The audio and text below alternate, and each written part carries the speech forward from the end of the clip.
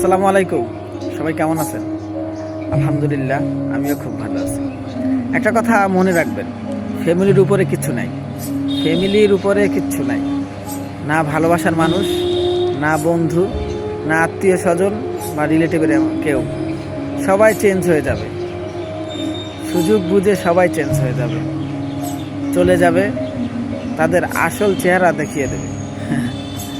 কথায় বলে না, যখন সফলতা আসে তখন অপরিচিতরাও বন্ধু হয়ে যায়, ঠিক তেমনই। কিন্তু ফ্যামিলি ফ্যামিলি হয়তো আপনাকে বকা দিবে, প্রচণ্ড রাগ করবে, প্রচণ্ড রকমের আপনার প্রতি অবহেলা করলেও কিন্তু আপনার বিপদে সবসময় তারা আপনার পাশে থাকবে।